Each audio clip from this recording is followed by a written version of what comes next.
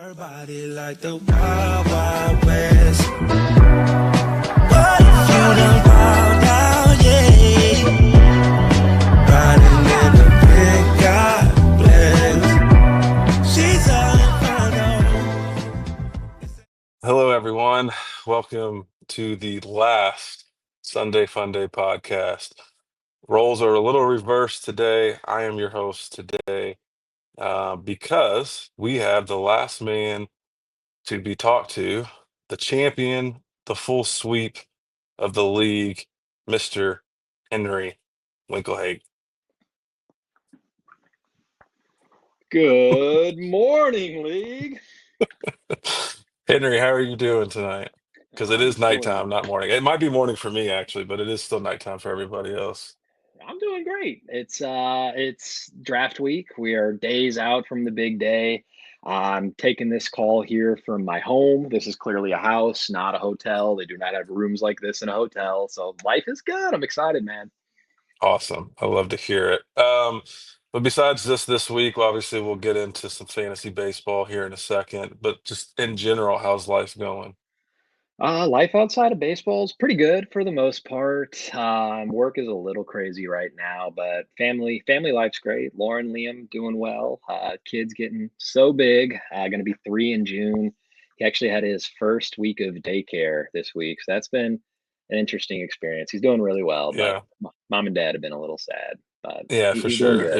Is it like a full week of daycare? Is it like every other day or It is. So he full had week? been with my mom and my mother-in-law, but yeah, we're going to real daycare now. So it's a new experience, but he's doing well. It's awesome. I can't believe he's already three. That's crazy. It is crazy. It's feel like he was just born and now here we go. We got other I know. pregnancy announcements. I know, right? And now he's gonna have to like mentor all the other ones. He'll Yeah, be the oldest one of the group. the elder statesman of the junior league. Right, absolutely. All right. Well, now that that's over with, let's get into a little bit of fantasy baseball. Do have a decent amount of questions for you, so we'll just get right into it. Let's do it. Uh, Henry, the first one. You had three first rounders, I believe, at one point. I did. But it looks like you began to get maybe, I don't know if the word's a little bit scared, nervous with what you had in the first place. I guess my question is that something that's valid, or is it just change of draft strategy? Or I'd say antsy might be the hmm better word. I don't know. Maybe there's a little bit of scared anxiety in there, and you know the overthinking that we all do this time of year, and you play over the scenarios again and again in your head. For me, the shower is really like my like lock in, like dream about what my first couple picks are gonna look like time. And so hmm just kind of playing that over in my head again and again and again. And I feel like the scenarios are hopefully more favorable to me with where I'm sitting currently. But it was pretty awesome for that time when I was excited to have three first round picks. Yeah. And would you say, um, I guess, because last year you didn't have this strategy, I don't believe. Um, so was there just a reasoning for a big change in strategy? Because like your picks are definitely more spaced out than what you normally do. And I guess my question is why such a big change after a championship run and a sweep of the league? I don't know if it's a big change necessarily. I think you're right, though. I'm not necessarily as clustered as I normally am, but I did have two first rounders still last year that ended up being Judge and Soto. So, I mean, I like trying to have at least a couple stars at the top there. It was a little intentional to try and not bunch up my picks quite as much. Just, I feel like I don't love when like 40, 50 picks are going by and I'm just missing out on like whole entire stretches of the draft. Like, Yeah. I want to do it a little bit if there's a range where I don't feel like I love the guys there, but I mean, if like that big of a gap, it's like I'm missing out on chances to pull somebody up the board, stretch a little bit for a guy I might want to get. It's just I want to stay a little bit more nimble, ready to react to the room, and I don't know, just trying something a little different. Which maybe that's Yeah. not a great idea coming off a championship Yeah. We're run, coming off but a sweep. Maybe that's not uh, the best, but hey, I like it. just I like trying to tweak it a trying something little, different. stay interesting. Yeah. Yeah. Yeah, for sure. All right, next question for you. Some are saying you found your new farm system in Chris Carlin, and I people are wondering if that's a true thing. And do you think to this day that your trade with him on Fantrax was even? I actually asked him about that in his podcast. Not in those exact words. I said, if you had the chance to go back and do it, would you do it again? He said yes. I thought that was interesting. I absolutely would do it again. Given the other draft pick keeper trades that have been made this offseason, I guess it looks probably everyone thought it was not even from the start. I guess it looks maybe less even considering the other keeper exchanges hadn't really been all that drastic. Mhm. Um, in terms of the farm team narrative, that's been a thing. Carlin has been one of my farm teams, like, at least so the narrative says, for years. That back to he gave me Otani. I gave him Otani first, I think, and then the next year he gave me Otani back. So then that was kind of when the Carlin narrative started. But no, I think that's been around. Um, I guess a little part two to that question would be is if you didn't have Carlin, a lot of people are saying your success has always been because of a farm team. It's whoever it was, Q, Carlin. Um, I think there was one more maybe before I joined the league. I guess I don't remember his name, but I guess people were wondering if you didn't have that, little extra boost, would you be as successful as you were So or have been? if trades weren't a thing, would I be as good at fantasy baseball? Probably not. I guess I think it's a tool at my disposal that I've utilized to the best of my ability. I know that's paraphrasing the question a little bit, but I Yeah, I mean, mean, I, it was a question that was brought up to me, but I do kind of agree. I mean, you got to work the market, and you seem to do it really well. So to me, I think it's just you got a good strategy with it when it comes to doing all that. So I mean, it would suck too if everyone all of a sudden was just like, I'm not going to make a trade with Henry no matter what. That I mean, maybe that would put me at some kind of competitive disadvantage, but I'd like to think I could find another way to innovate and rise above. I mean, I'm still like to consider myself a very strong drafter. I think I'm a great in-season manager, making the right pickups, speculating on the right closer types. Doing the blocking and tackling that builds fantasy championships. absolutely. Well, now that you hit that trophy out, let me ask you another little side question that got brought up.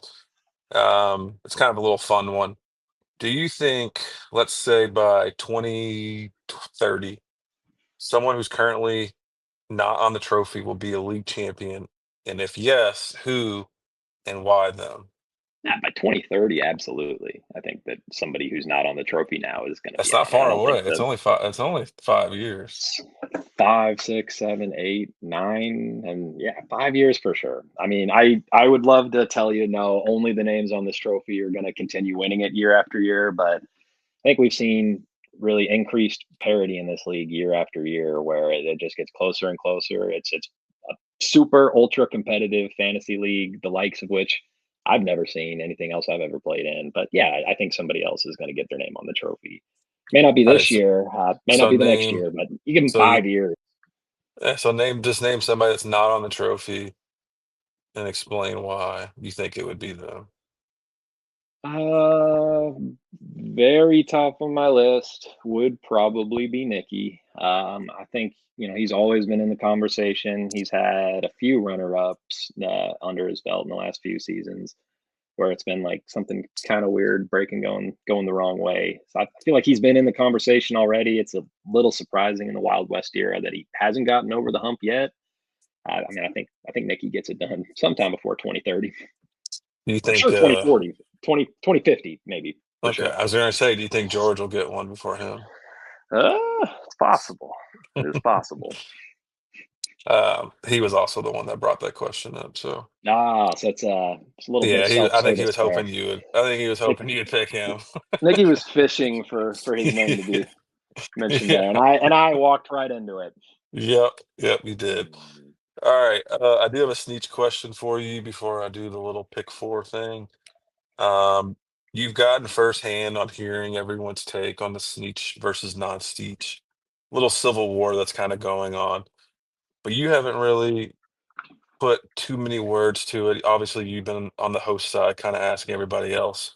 So, what are your thoughts on it, and do you think it's good for the league?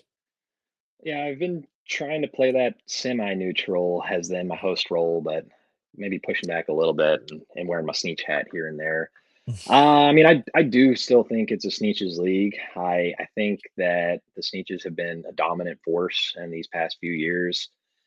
I do think that there's reason to believe, like I said, the parity in this league is getting closer. So maybe that's more in threat than it had been in previous years. But as of today, it is still a Sneetches league. And I do think that it's good for the league to have some healthy rivalry there. Some of it maybe gets a little ugly or silly at times, but no, I think overall it is a positive, and it's just fun. You know, it's all in good fun. Yeah, I do think it's fun. I love that Carlin's just a neither, and I was so natural, and I was exactly what he is, and it didn't yeah, take long for people to figure it out. yeah. Um, okay, let's see here. I do have I couldn't come up with a good like pick four, but I did get Nikki's help, so it's a little bit of a shout out to him on this one.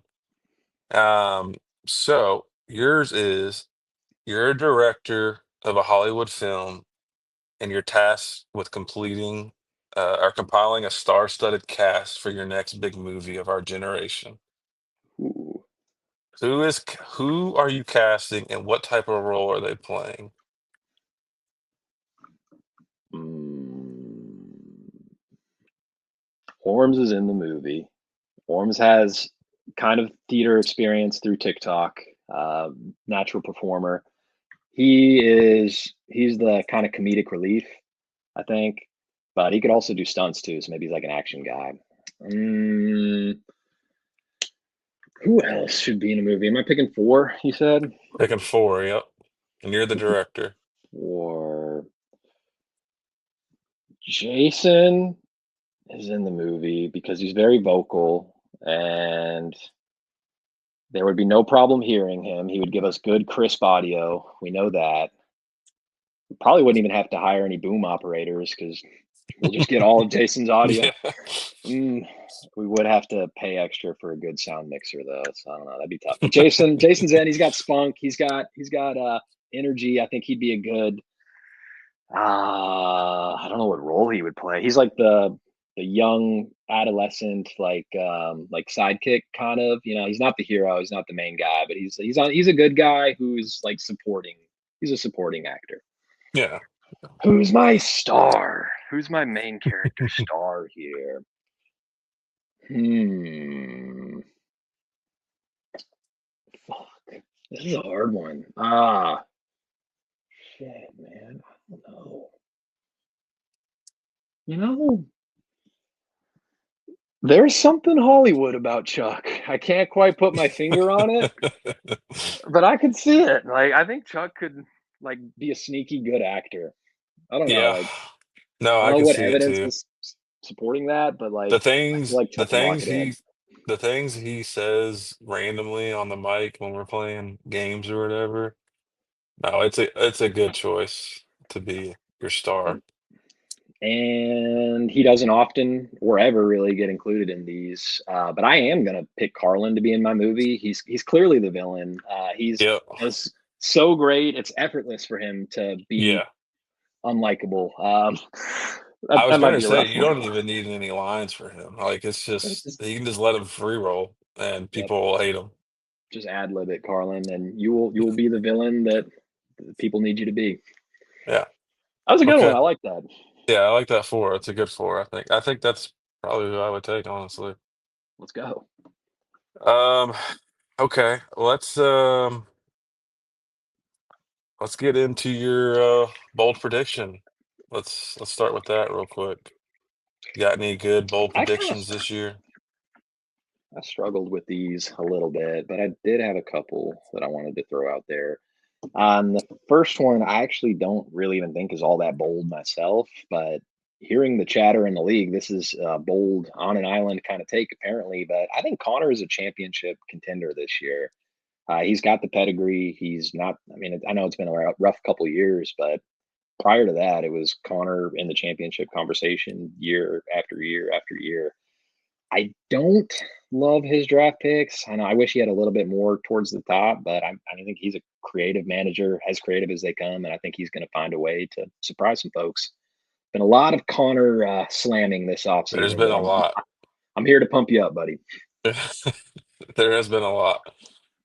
I would also say this really isn't all that bold either, but zero pitchers in the first 3 rounds. So basically, I don't think Scooble goes late second or early third. I think people just push him on back, and eventually gets So taken. that is bold because I do think a lot of people thought you traded back to get Scooble. Um, there's been a lot of chatter going on. Um, but I based think we'll on conversations we've had, I don't know. I was kind of 50-50 on it, on I if you think would we take will Scooble or not. we'll have some surprised folks Friday Yeah. night or Saturday morning. Are we doing the first couple rounds Friday? I wanted to. I think it would have been cool, but it doesn't sound like nobody wants to do it. Yeah. Oh well, if it's Saturday, maybe that's even more anticipation building up.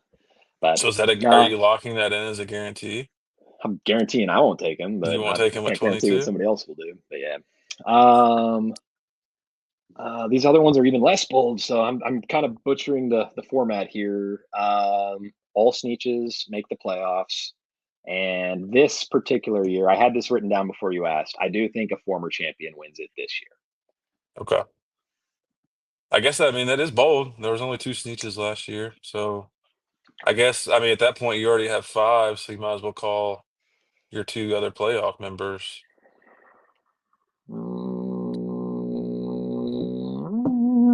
Two other playoffs, two to join the Sneeches. Hardley's back in, and kind of rolling out some in my head, but I'm not going to say it out loud because that's mean. No, Hardly. let's start some drama here. Come on. No, I don't want to. You're I the don't want to do champ. that.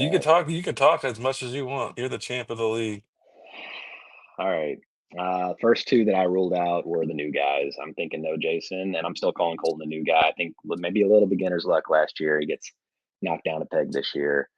Last team getting in is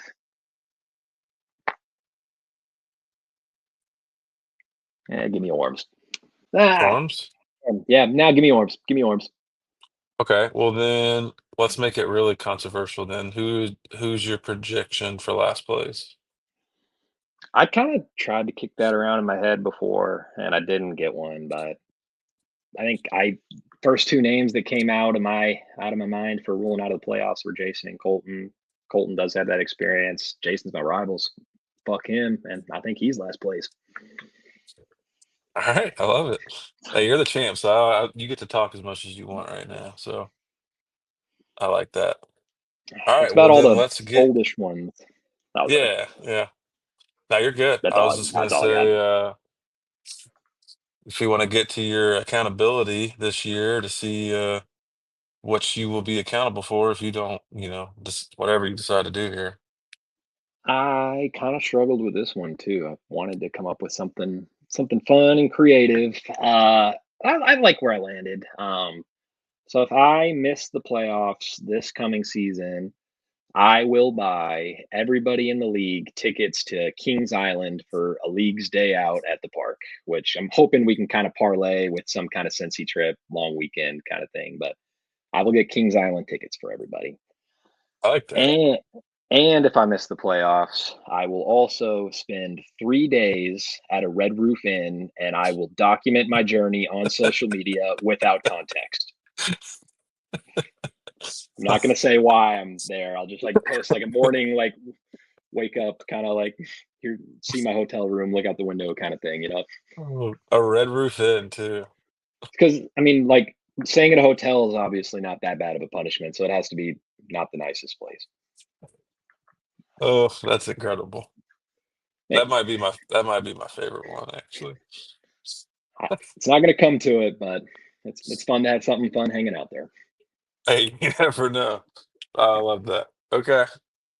All right. Well, after that, I kind of leave the floor to you if you got anything else that you want to bring up before we sign off.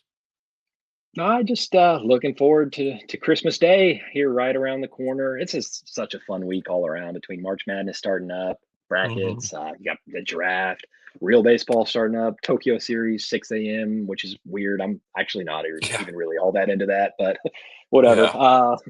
I'm just excited. Life is good. We're almost there. Thank you for hosting tonight, and thank you everybody that's been watching the series. You've been doing a great job with it. I know I Alan's been appreciate it. super busy, so you've been a great replacement while he's been out. But no, that'll do it. I guess that's it till the Michael's video that he'll have, whatever it's called, the League of, what does he call it? State of the State of the league. League. Yeah, yeah, that.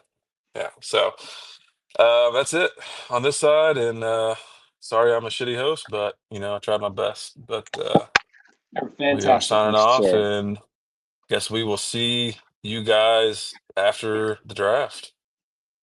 Her body like the Wild Wild West.